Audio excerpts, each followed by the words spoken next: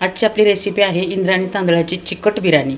हे इंद्रायणी तांदूळ घेतले, हे 2 वाटी, आणि अर्धा किलो चिकन आणलं होतं. त्याच्यामध्ये मी एकाच भाजीमध्ये 2-2 पदार्थ करते. तर हे बघा, ही बिर्याणीला ठेवले मी हळद, मीठ आणि थोडं धना पावडर लावून, आणि हे पण हळद मीठ ठेवून हे सुक्यासाठी.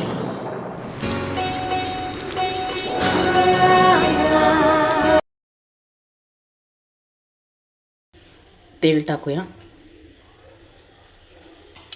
एका व्हिडिओमध्ये तुम्हाला मी 2 पदार्थ शिकवणार. तेल गरम झालं की कांदा टाकायचा, आणि हा कांदा मी उभा पण चिरला आहे आणि बारीक पण चिरला आहे.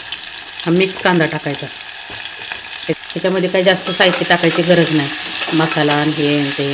कोणाकोणाला खडा मसाला आवडत असेल तर दालचिनी, मिरी, तेजपत्ता तुम्ही थोडा टाकू शकता.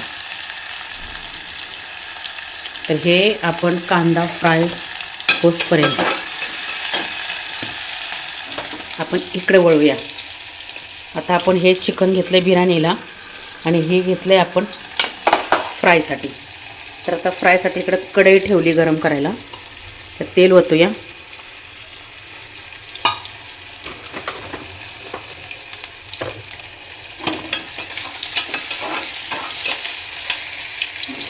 नेहमीप्रमाणे तेल तापले.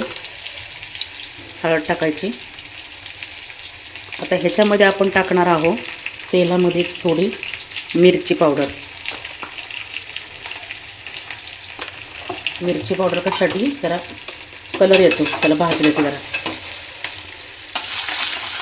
मिरची पावडर थोडी लालसर झाली, आणि बघा थोडीशी तरी आल्यासारखी आताच झाली. ह्याच्यामध्ये काय टाकले? कांदा, टॅमॅटो, लसूण आणि कोथिंबीरच्या काड्या हे मसाल्यामध्ये टाकायचं.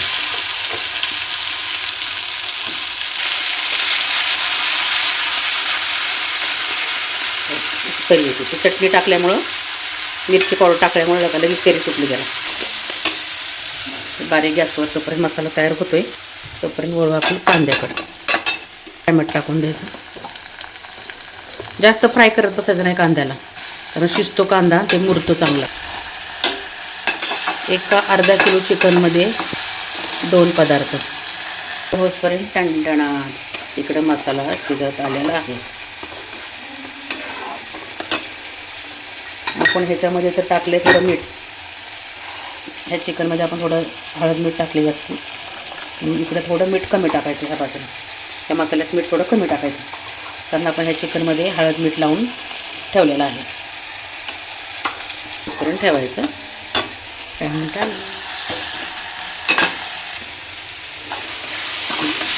मसाला चांगला फ्राय झाला आहे. आपण ह्यात टाकूया चिकन.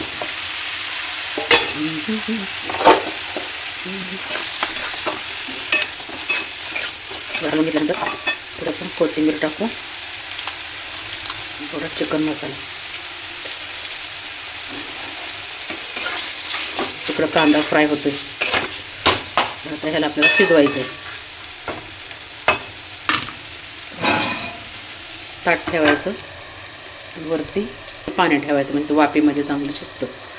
बारीक गॅसवर ठेवायचं. तोपर्यंत आपला कांदा इथं फ्राय झालेला आहे.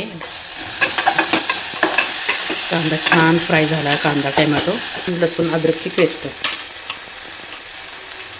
पेस्ट म्हणजे अर्ध बोबडं वाटलेलं तुम्हाला दाखवलं मगाशी. जास्त वाटायचं नाही. त्याच्यामध्ये जिरं, लसूण, कोथिंबीर टाकलेलं आहे, आणि अद्रक. बाकीचे साहित्य सगळं टाकायचं. जरा हलवायचं. मिरची पावडर टाकायची. थोडासा मसाला टाकायचा. मीठ टाकायचं. आणि हा गरम मसाला. थोडं हलवून घेतलं तरी चिकन टाकून द्यायचं.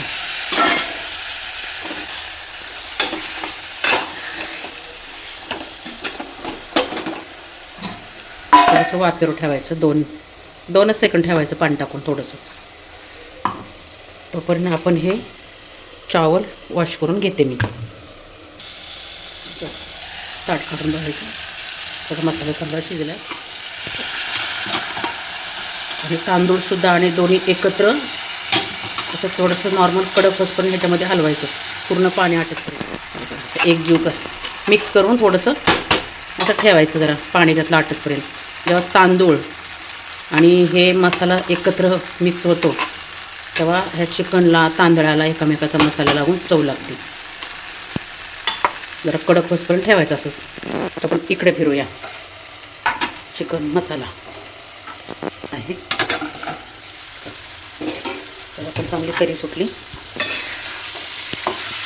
जोपर्यंत शिजत नाही तोपर्यंत असं वाफेवर शिजवून घ्यायचं. अजून काय शिजलं नाही आहे. आणि जळून येऊन आपण वरती पाणी ठेवतो. असं पाणी ठेवायचं, पाणी टाकायचं नाही आहे. पण इकडे वळूया आपण.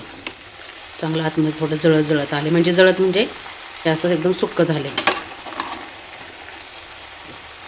एकदा सुक्क झालं,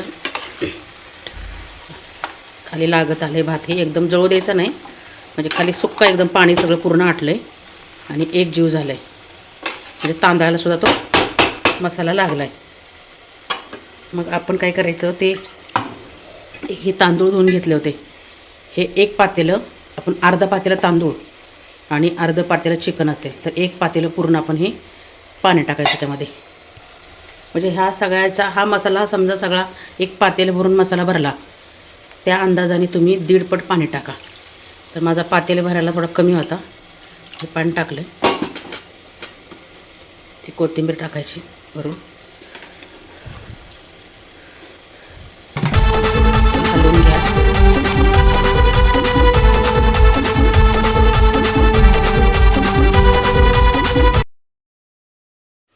छानपैकी शिजलंय. कोथिंबीर टाका. आता तुम्हाला गॅस बंद करा आणि ताट ठेवून द्या. तोपर्यंत इकडं बिर्याणीच्या शिट्ट्या होतात.